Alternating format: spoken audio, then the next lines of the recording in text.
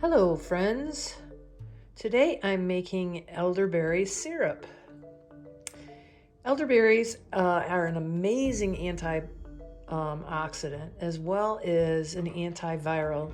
A lot of people will take elderberry gummies or they'll take elderberry syrup that you can buy online for purposes of basically reducing their chance of getting viruses, or if they get a virus, it will reduce the effects of it and it'll get rid of it quicker. So a lot of people are taking elderberry type stuff, but it's really expensive online. It really is.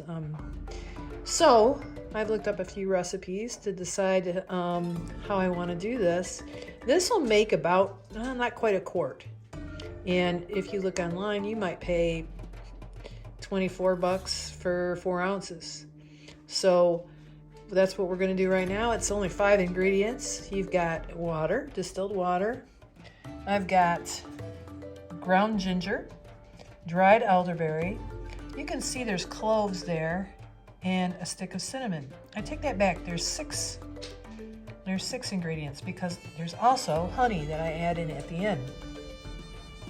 So what I'm going to do is I'm going to boil this and let it go for as long as it takes to reduce in half. This is 4 cups. And I've got 1 cup of elderberry, dried elderberry, 4 cloves, 1 cinnamon stick, and about 3 teaspoons of ground ginger. Everything's organic. So, here we go. Oh my, the aroma is amazing. So I made a mistake. That was not ground ginger. That was chopped dried ginger. I have it for tea that I make. So I thought, yeah, rather than run to the store, I'll just use that. And then I'll know it's organic. Anyway, right now what I'm doing is I'm mashing the elderberries and everything that's in there. So I make sure I get all of the yummy goodness out of each of the berries. These berries, they grow wild here in Michigan. In fact, my mom has a big old bush in her yard, but I'll tell you, it's a pain to pick them. Elderberries should never be eaten raw. They will give you an upset tummy, but there's a lot of good uses for it when it's cooked like this. My dad used to love elderberry pie. Boy, but making that was gathering all the berries, because they're tiny little berries, and each of them have like a little seed inside of them, but no wonder why he loved them. They were good, but boy, the aroma is just amazing. Well, this has been going for roughly 40 to 45 minutes. I didn't really keep a good track of it, but it's getting down to the point where I need to move it over into my wire mesh strainer. It's been boiling at this pace that whole time, and I just can't tell you how good the aroma is. But so our next step is then to move it into the strainer. Okay, here we are. I'm gonna slowly pour this into the strainer. Hopefully it catches most of the sediment and the elderberries and the ginger and the cinnamon. It's thick. It's a thick liquid. I'm gonna say the honey's probably gonna help to really thicken it up. But now what I'll do is I'll kind of mush it around with a spatula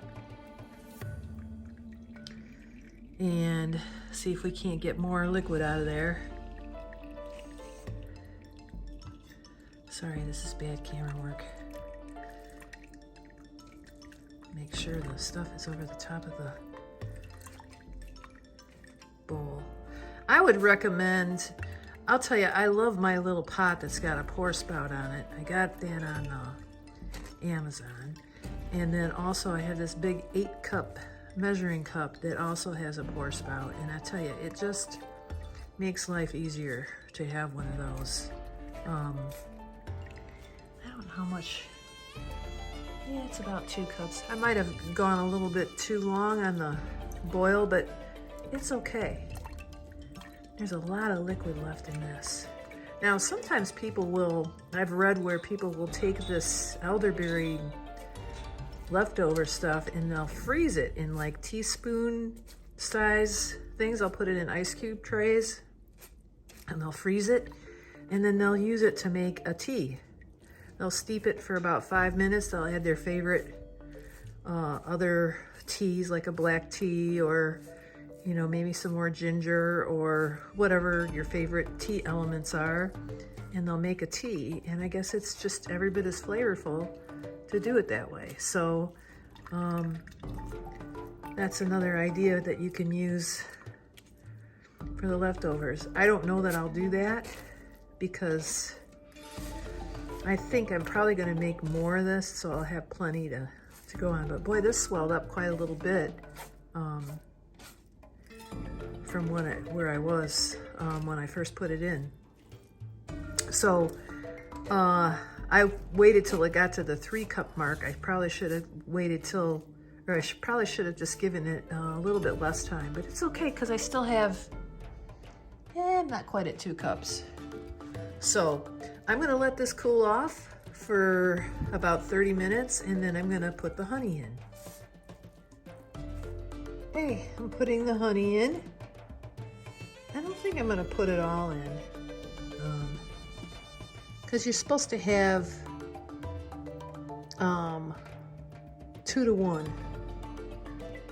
So I think I'll probably put about that much in right there and give it a good stir. I wanted it to still be a little bit warm so that it would soak the honey in a little bit.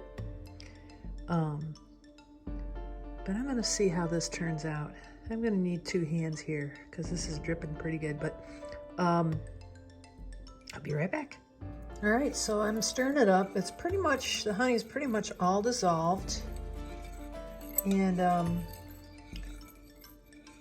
my next step will be to pour it into the mason jar. I'm ready to pour it into the mason jar. I'd had a little taste. It's got a little, it's a tart little aftertaste. It's a good thing to have the honey. I did end up using the entire cup. So you can see it's pretty much a liquid. It's a thick liquid, I guess you would say. But some people, besides using it as a little elixir for health, they also will use it as like a syrup to put on their pancakes or whatever. Oh, there's a little honey left over in there that crystallized. But anyway, this is elderberry syrup. Store it in the refrigerator, put the cap on it, and it'll stay probably 2 months, which I'm sure it'll be used up before then. You can give it to children over 2, about a teaspoon for them.